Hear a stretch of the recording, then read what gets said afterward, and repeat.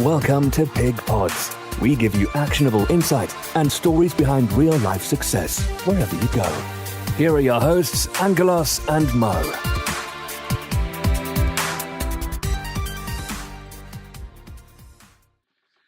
Hello and welcome to Pig Pods, your success podcast. I'm Mo. And I'm Angelos. A very warm welcome today to David Thomas. David is a Sunday Times #1 best-selling author, Guinness record breaker, global speaker, media personality, appearing on TV in over 150 countries. And on top of all of that, he can recite pi to 22,500 digits and has appeared on a little-known show called the Oprah Winfrey Show and also on the world-renowned Alan Titchmarsh Show.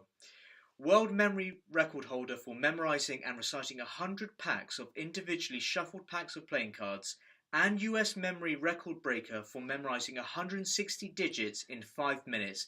An all-round funny guy. So David, thank you very much for joining us on Pig Pods. I'll tell you what, guys, I'm going now because that's as good as it gets. I must admit, I sound amazing. Well, you wrote that and sent it to us. So. Yeah. No, I'm just joking. So before we explore your story and how you achieved all of that incredible success that we've just mentioned, I just wanted to ask, how do I actually remember my family's birthdays? Because it's really causing me real issues. Well, first of all, you've got to work out which members of your family you really do love. Okay. Because, the ones that you don't need to remember them all. Because, there's plenty of people who come around at Christmas and you're not really fussed. Concentration, mate. That's really as much as it comes down to. Because there are memory techniques, joking aside, that you can use to memorize dates. Of course there are. Numbers, not easy. Because numbers are abstract. So... But you can do it if you want to do so. But a lot of the time, it's just concentration, it's focus. Because actually the biggest issue in memory these days is attention deficit. Well, I was going to say, it's very easy to say, attention is key, but then there's so many distractions these days and smartphones and things like that. You just can't get a minute to just sit down and, concentrate on anything. Well, you can. Well, you can. You choose not to. Okay. That's your choice, right? Nobody's taking that phone and shoving it in your hand. I'm addicted to my phone. There's a name for it. Because in your feed there's like one thing because most of it is just people's kids that you really don't want to see. Or what someone's having for the tea, and you're going, there'll be something in here. There's going to be something in here in a minute. I'm going to look. And like one thing at like 540 seconds, you go, that's why I'm losing half my life. Yeah. So it's choice as much as anything, guys. For the people that are listening to this, you really need to check out our YouTube channel because David just did an amazing face. You don't want to miss that. Definitely. So before we talk about some lessons that people can apply to their business, to their professional life, as well as their personal lives, do you mind talking to us a little bit about your story? I know you haven't necessarily had the easiest of upbringings, and perhaps you could share some lessons learned from this period in your life, please. Yeah, sure. Growing up wasn't easy. That's mainly because I had ginger hair and was from Halifax. Although those two things did not help. No, I mean, plenty of people have had a bad upbringing and difficult times. And interestingly, with all the stuff that's going on in the press at the moment, it's quite interesting to see how many people have had some real challenges. So I don't believe in joining the pity party. Get it all out there and make your point, but I don't particularly do that. But I do share what I do and what's happened. So in the background, it's difficult. My mother was a lifelong alcoholic. She's addicted to drugs at 18 and alcohol at 21. So my earliest memory is being on the kitchen floor with my mother. She's drunk, I'm naked, we're both naked, and she's abusing me. That's the earliest memory I have at 4 years old. And her marriage basically went down the pan because of her drinking. She then married a guy who was 35 years older than her. He was 65 years old when I was 6. And he wanted the younger wife, who wouldn't, but he didn't want the two brats. So he used to knock me around as the eldest of two boys. So, as generally speaking, we grow up through the prism of our parents, their attitudes, actions, and beliefs. That's why most people who have a faith have the same religion as their parents, because we grow up through their prism, not our prism. We like to believe that we're kind of fighting free and going off and doing our own thing, but we're heavily influenced by our parents. So for me, my prism was alcohol, violence, and abuse, and that's all I knew. So by the time I get to 16, it's all going crazy. My stepfather's 75. We have a fight, and it just kind of exploded from there. So I got in trouble with the police. I got expelled from school, and got juvenile criminal conviction. So that's me at 16. I'm out there in the big wide world, and eventually I get a job in a factory, then in an office, and at 20 I joined the fire service. So that was amazing for me because I'm a working class monkey, and from the north of England, and to be a firefighter is top of the food chain. I mean, it was amazing because for every 40 people who applied to get a job, only one got one. And all my mates were brickies and sparkers and plasterers. So when I go down the pub and I'm a fireman, people got respect. I'm like, I like this. I feel good about myself, and I'm doing an amazing job, right? Damsels in distress and rescuing people. But I love the job as well. I like doing the shifts. There was nothing about being a firefighter I didn't love. And it got me out of the house. It got me away from my childhood. And, I had other issues came along. So I began drinking quite heavily. And it was, and I don't know why, really. I don't know if it was down to my childhood. I don't do a lot of psychoanalysis of myself or anybody else. I look back at things and I take the learnings from them, but essentially life is what it is. But the fact is, guys, there is a sell-by date for blaming your parents. Yeah. There's a sell-by date for blaming your childhood. There's a sell-by date for blaming your background, or because there wasn't enough money in the house. Because if you roll it forward to now, the barriers to entry for success are not high. I can go and find something in the loft, sell it on eBay for a tenner, buy something else for a tenner, sell that for 12 quid. I've got a business, and it's cost me nothing to set it up. I can set up a website for like a £5 a month and sell my services, whatever it is, get some knowledge that I have, package it, and flog it. So the barriers to entry for success are not high, and so, but back in the day it was quite interesting, and I did love being a firefighter. So that was me in my 20s. But the problem was I kept sitting my promotion exams and failing them, and I had a nickname in the fire service. So how everybody has a nickname, right? So this is all true that I'm saying. My nickname when I was in the fire service was Thrombo, right? Which was short for thrombosis, as in a slow-moving clot. Which is one of those things that's hilarious and cruel, right? Which is my sense of humour. I've got a very dark sense of humour. And so, I struggled. But here's the thing. I wasn't unhappy. And what I've come to understand now, having been a professional speaker for 20 years, is nobody really moves unless there is massive reward, just an insane amount of reward, or huge pain. People don't sit there and go, you know what, I'm feeling a bit chubby, I'm going to go on a diet. People wake up in the morning, it takes them 10 minutes to wash themselves, and they think, today's the day, right? They hate themselves. They sit there and they're in the biggest clothes that Marks and Spencer's make. And I know this because I was there 6 years ago, 20 stone, 40% body fat. Used to keep my custard cream to my belly button. I was that big. And it was just, and that's the thing, right? So, it's, I'm like, people don't change. So that would have been I wasn't unhappy. In my 20s, I wasn't unhappy. I was a fireman. I was never going to get promoted.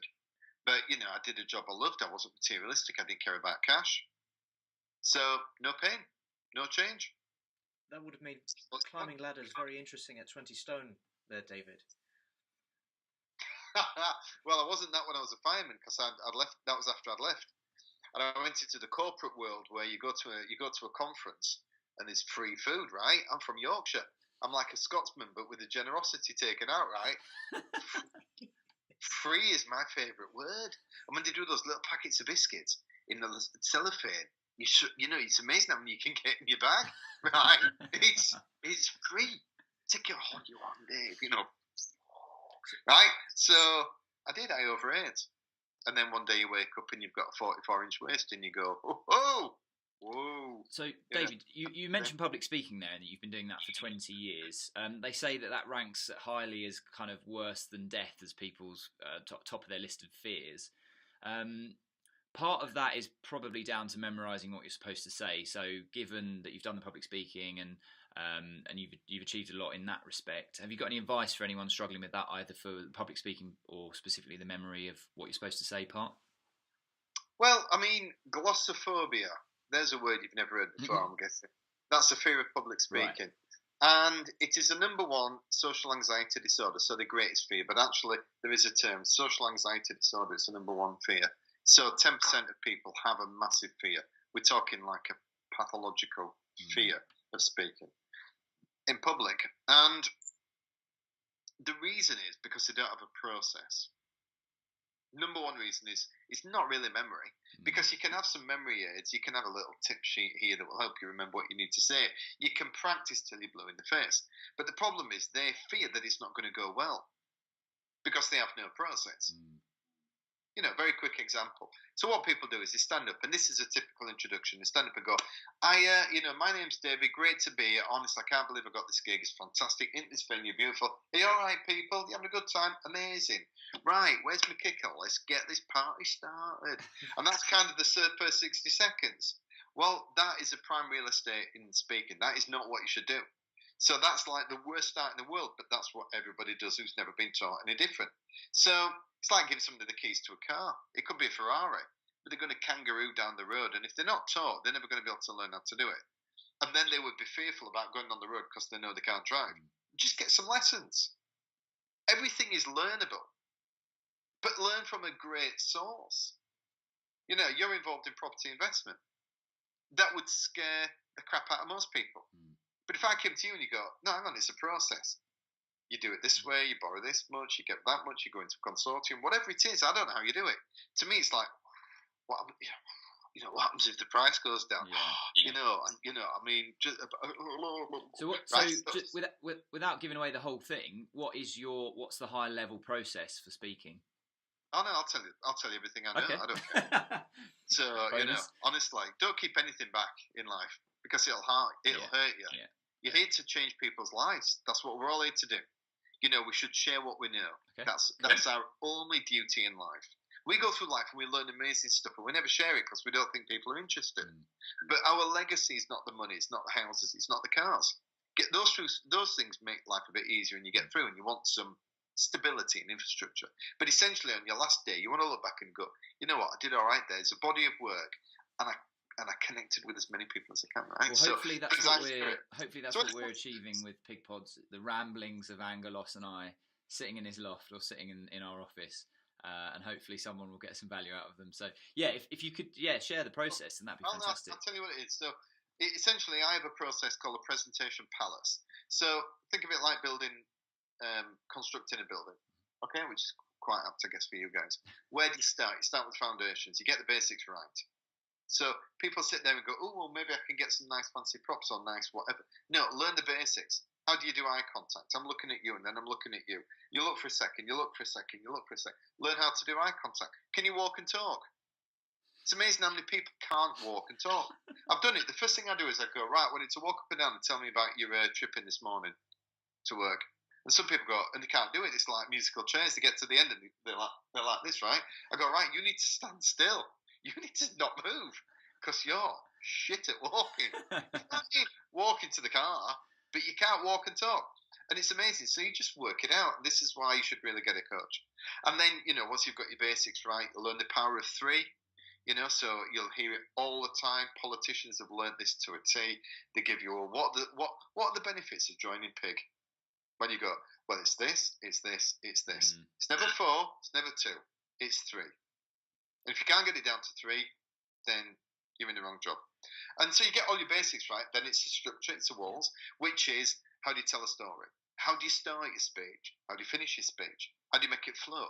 So if you've got a 20-minute speech, you've got a 1-minute start, you've got a 1-minute finish, and you've got 9 2-minute speeches in the middle, for example.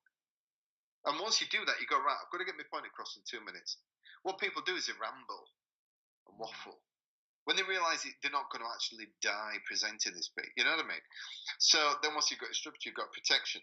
So the only reason you put a roof over your head is in case it rains. Well, sometimes it rains when you speak.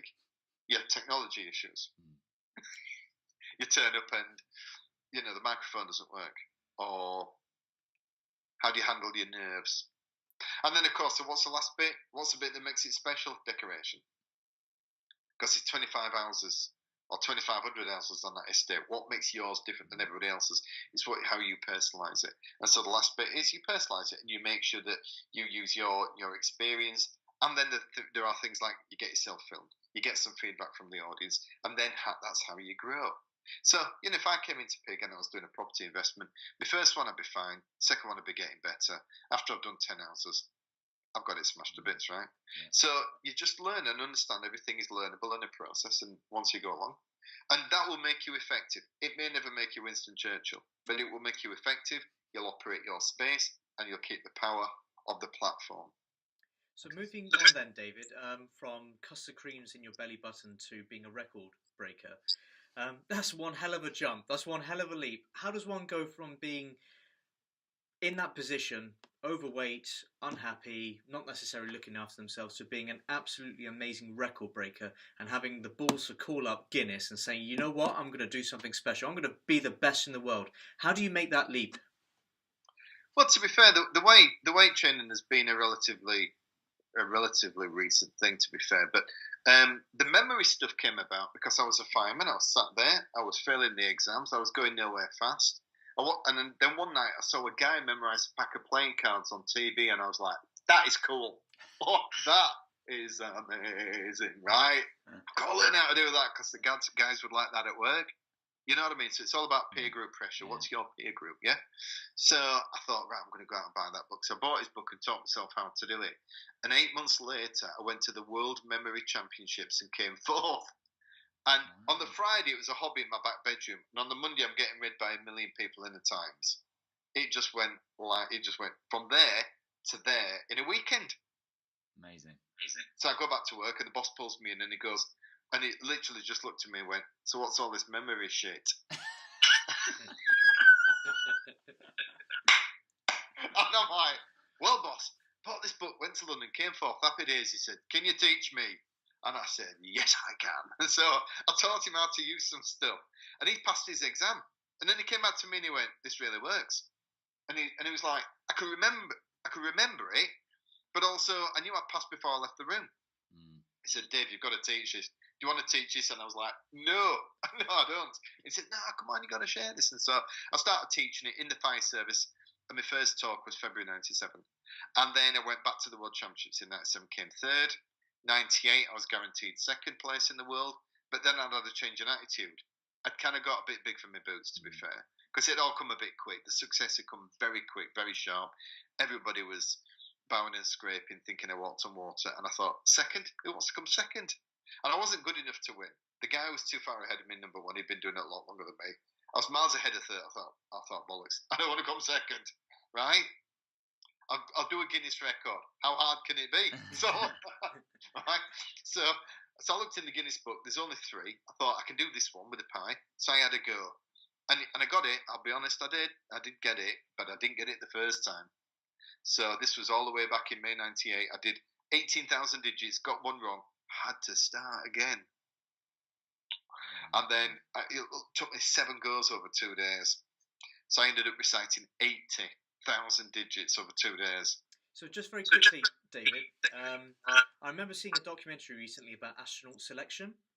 And one of the tests that the potential astronauts have to go through is remembering 7 consecutive numbers and then reciting them backwards.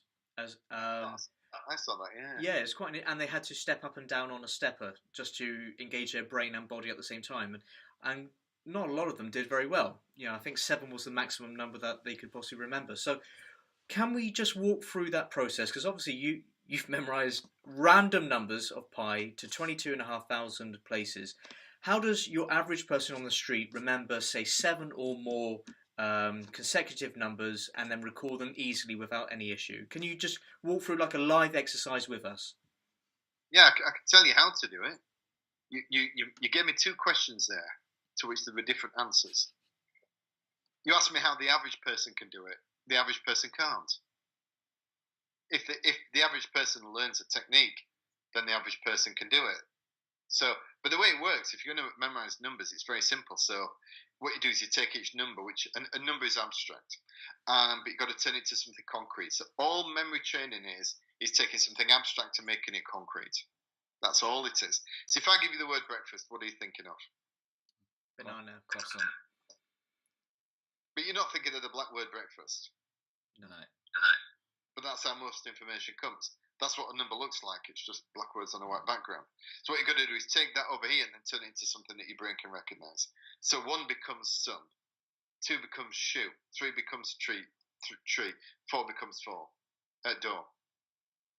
So say, for example, if we have, we have 8, that's a weight. So imagine Arnold Schwarzenegger lifting some weights, that's number 8, yeah? And then you've got 3. So he's lifting some weights, but actually the barbell is a tree. So you've got Arnold Schwarzenegger lifting a tree. And then so that's 8, 3. So then say 2 is the next one. So what you've got, as you're looking down the trunk is all hollowed out. And inside is a big pair of red clown shoes. You see that? Mm-hmm. So that's 8, 3, 2. Then we'll go with 1. Okay? So then all of a sudden you're looking inside the shoes and there's this beautiful sun. It's all really bright and it's so bright it's in your eyes. So you've got 8, 3, 2, 1. Okay? So you tell me the story. Arnold Schwarzenegger With a tree. that's hollow with the sun in, or the shoes in. Yeah. In the sun. Yeah. 8, 3, 2, 1. Yeah. So that's what you've got. So you've got 8, 3, 2, 1. And what you do is, you sit there and you go, oh, that really worked. Trust me. You do that 3 or 4 times. You do that. You do a little story. Nice little story. Linking 7 things together, and make it as ridiculous and stupid and crazy as you can. You go through it 3 or 4 times, you will never forget it. And one thing I find is I'm amazing at like remembering people's faces, and I always remember the face, but not the name. So is there something a way that you would remember people's names? It's just the same principle. Right. So, for example, Angelos, yeah? So what was interesting, I was saying to Karen, do you think it's Angelos or Angelos? Yeah. I've been called a lot worse, David, don't worry.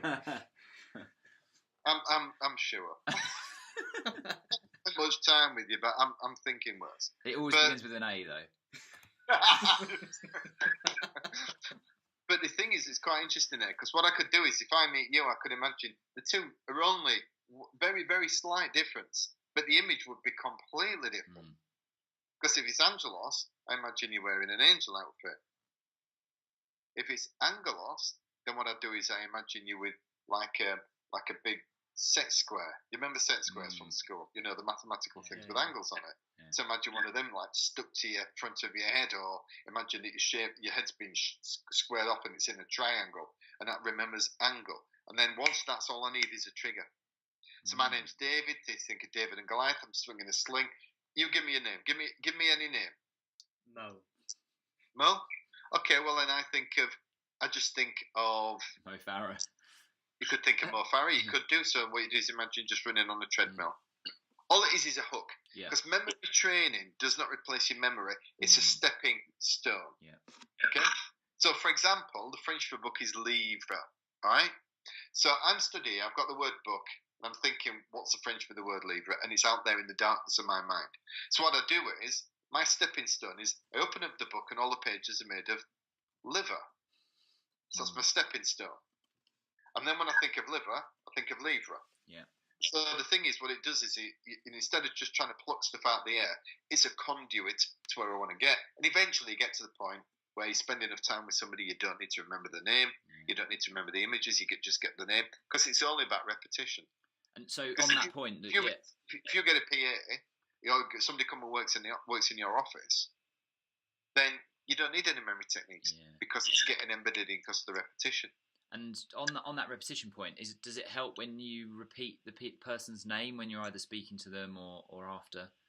Yeah. I have a lovely little acronym called SLUG. S stands for slow down the introduction. The problem is most people don't introduce themselves very well. They come look and they go, "Hi mate, you all right? Brilliant. Where's the coffee?"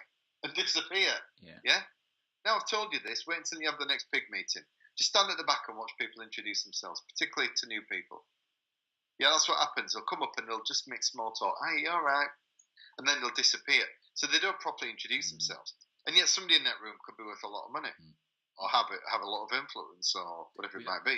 It's a really nice point there, because we'll get onto the lug of slug in a sec, but it's a really nice point because actually last night we recorded a pod about the perfect 30-second pitch, which actually ties in really well, as if by magic. So sorry, the rest of slug. No. It's important because people don't do it. Yeah. See, the thing with memory is it's about doing what others won't or can't.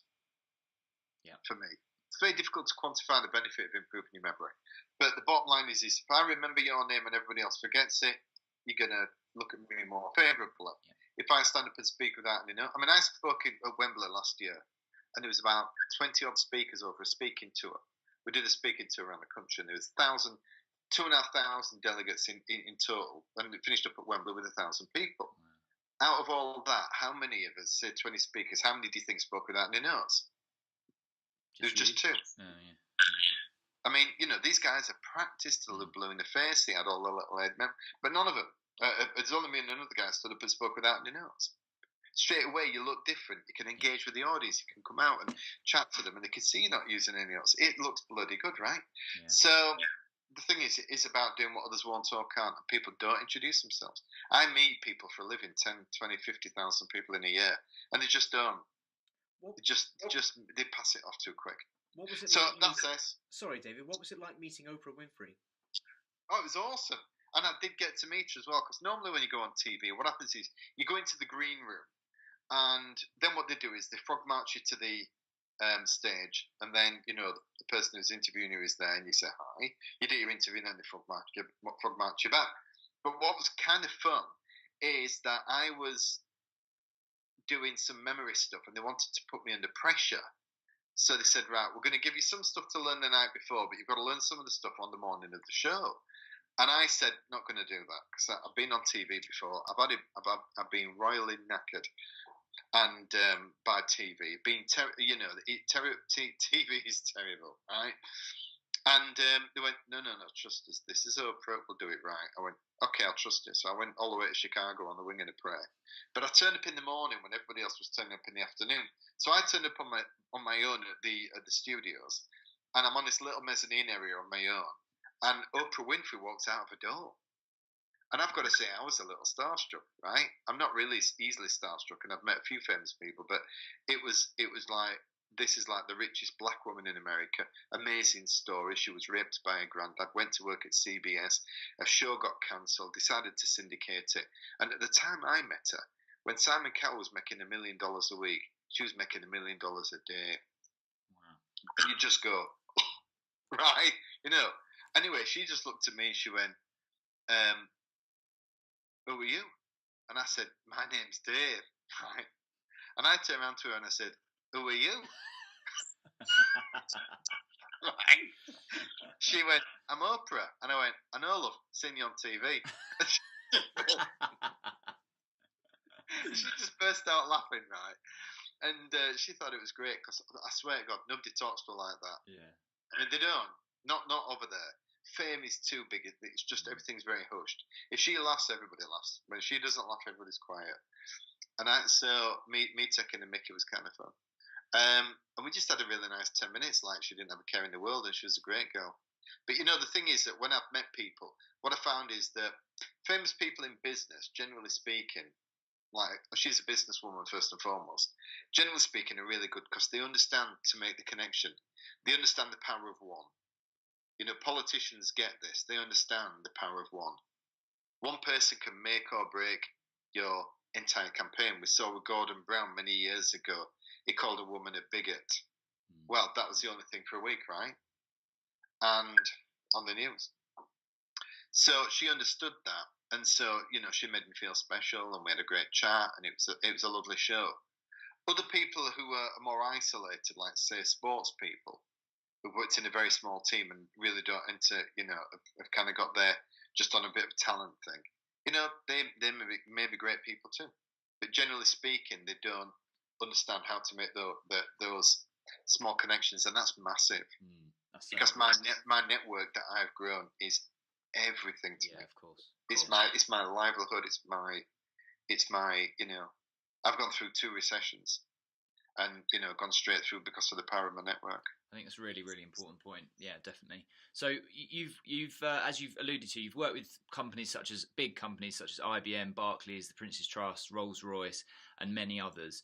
And we were just wondering, kind of, when you picked up the memory book for the first time, did you ever think that you'd have this bigger impact on these, the thousands of people and the huge scale organisations you've worked with? No. Next question. Next question.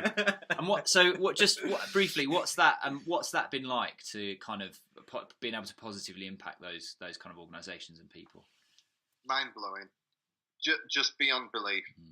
But the bottom line is, guys, right? A lot of people come in and they go, motivational speakers. I'm a motivational speaker, but you can't motivate anybody. You can't. There's no such thing as motivation. You can't. There is internal, but not external. I can't motivate anybody else, right? But the fact is that you can sit there and do all that visualization stuff all you want, but most of the time, your reality is here. And so I'm not saying you shouldn't have a goal. I'm not saying you shouldn't want a Lamborghini or a big house. I'm not saying you shouldn't want those things.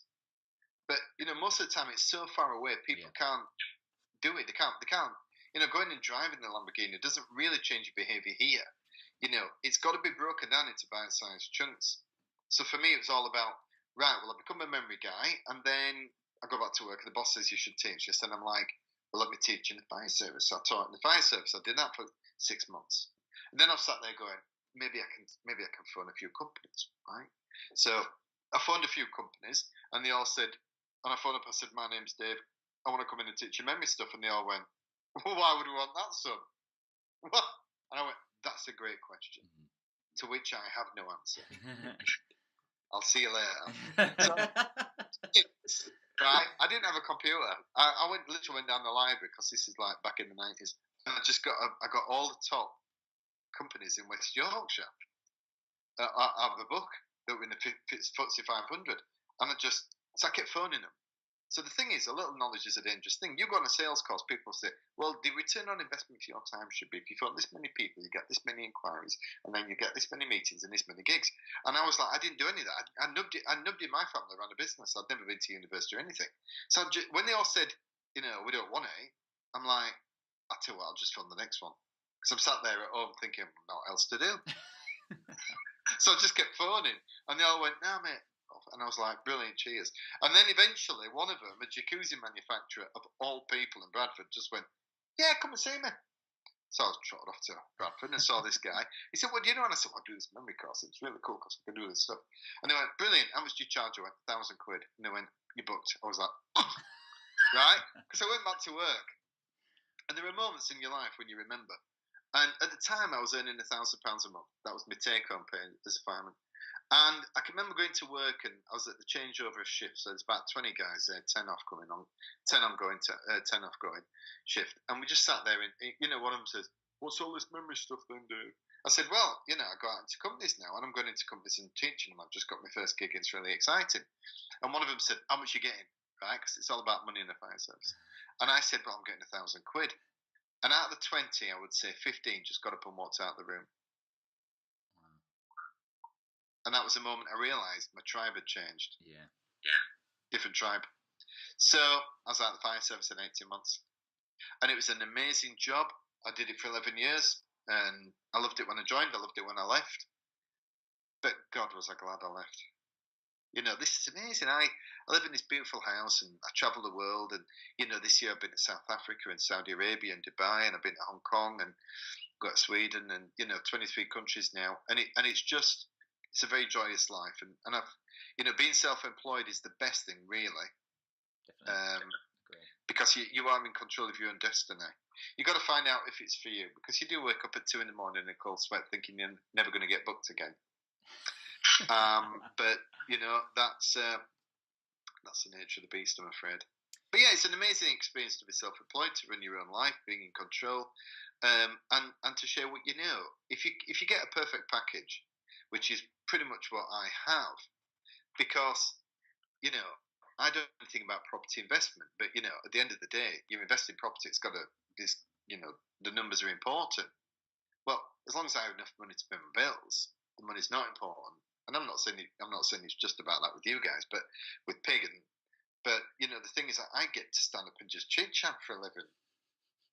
So, David, I mean, you've mentioned when I was 18, I'll just tell you this: when I was 18, my son, I came into my son's life when he was 5, and he hasn't seen his dad since he was 2, and I took him on, and me and his mum didn't last, but we're still great friends. And Nathan stayed mine, and I had him every week, and I became his dad, and he was my son. When he was 16, he changed his name to mine, but we had a funny moment because he kind of seen me when I went to live with him. I was 5 and I'd just entered my first World Memory Championships. So from 5 through to 18, he'd seen me improving on the memory stuff, leave the fire service, become a speaker, go on TV and whatever. And I can remember him being 18 and I'm sat there one day and he just went, "So what is it you do?" And I said, "Well, son, just travel all over the world, chit chat for a living." And he looked at me and went, "How the fuck does that work?" He was like genuinely puzzled. Yeah. Proper little Yorkshire lad going, yeah. "I've no, what is it you do?"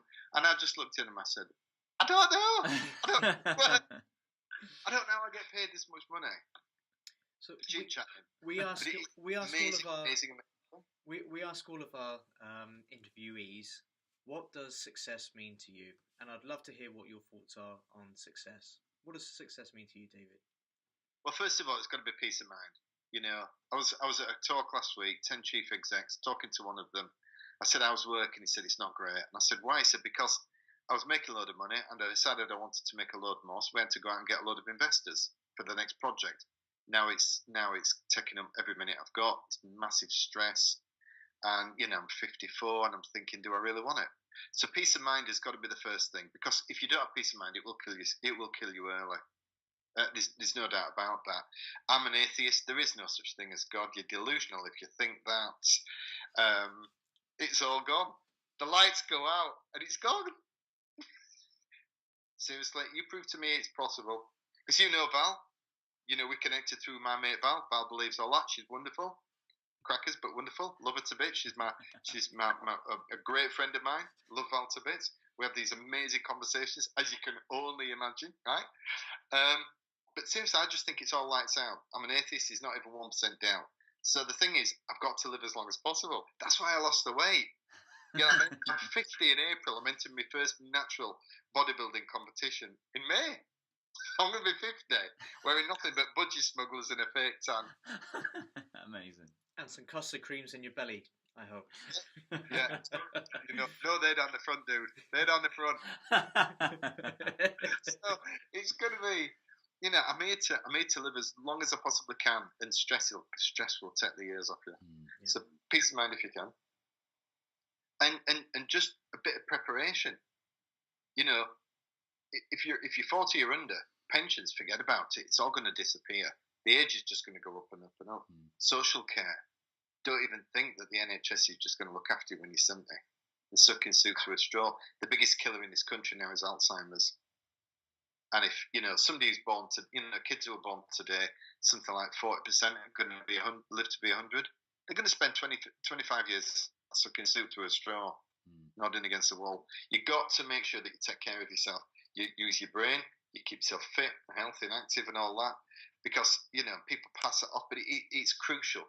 Because, I'm very strong, I'm very fit. I train at the gym 7 days a week, 2 hours at a time. Because, you've got to look after yourself. So success for me is being able to enjoy life, because I've hurt myself in the past.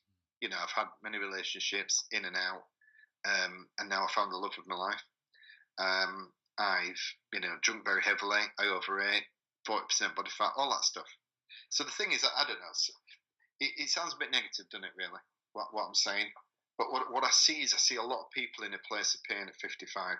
They're burnt out from running businesses, and then they've lost their relationships with the kids. Almost all people at 55 have got some significant health issue. Bad knees, overweight, bad back, disc issues. Almost everybody I meet at 50, 55 has got them. I've had 2 guys recently have had aneurysms, 50 and 51. One of them now can't drive. So overnight, your life changes, and so I don't know. It's an ethereal concept, really, success. But for me, the thing that's made me that has been the most important thing to me is the contentment I've got from taking control of the things I can control by getting in a good relationship with somebody who's a soulmate. She wasn't when I met her, but you grow into that role. And taking and making sure that you're healthy and fit. I think that's a really important point, because a lot of our listeners will be entrepreneurs, business owners, and things like that. So actually to have a bit of balance and to really look after your health and spend time with your friends and family and things like that, I think is really important, because it's something that's quite easily missed when you're, constantly trying to strive to grow your business and get more customers and things like that. So that's a really, really good point.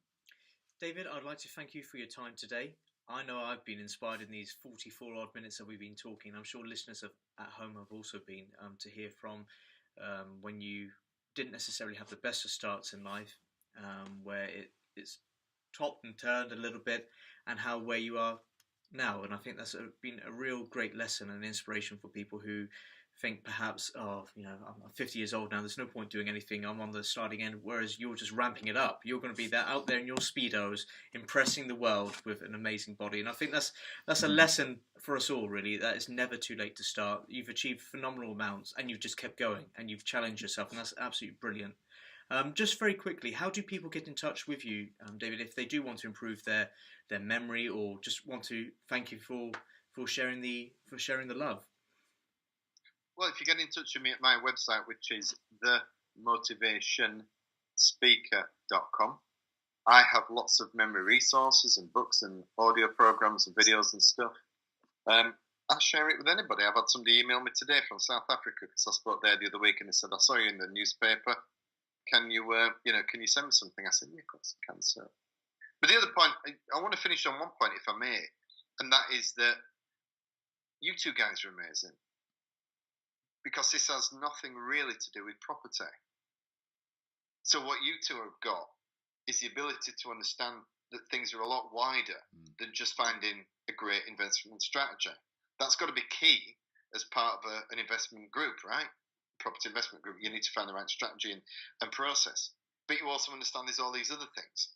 And so for you to come and ask me is a great honour and a massive privilege. And I just want to thank you guys for what you're doing, because you're taking time out.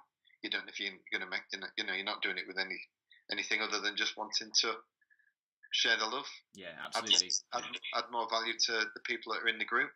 And I think that's amazing. You've got a phenomenal attitude. So I know we'll keep in touch. And if there's anything I can do, then you must get in touch. Brilliant. And thank you for all of those kind words. Yeah, kind. It's not just property. Like you said, it has to be a full seeing approach. You have to be a businessman with many, many different hats, and Pig Pods is something that we started together, and we love it because we get to interview great people like yourself who, they ask us, why do we do it? Because we feel inspired by talking with people like yourself. So it's absolutely brilliant. So thank you again for your time. Yeah, thank you. And we want to hear your thoughts, everyone at home, and experiences on memory and any questions you might have. So get in touch with David directly, and also drop us a line on hello@pig.network, or get in touch with us on Facebook, Twitter and Instagram. So thank you for listening to Pig Pods, if I can say it right, your success podcast. Click subscribe, leave us a review, and we look forward to your comments in the Pig Pod Facebook community. Thank you once again, David. I've been Angelos. And I've been Mo. And see you again on the next exciting Pig Pod. Thanks, David. Cheers, boys. You've been listening to Pig Pods. Click subscribe for more incredible content. More details can be found at www.pig.network.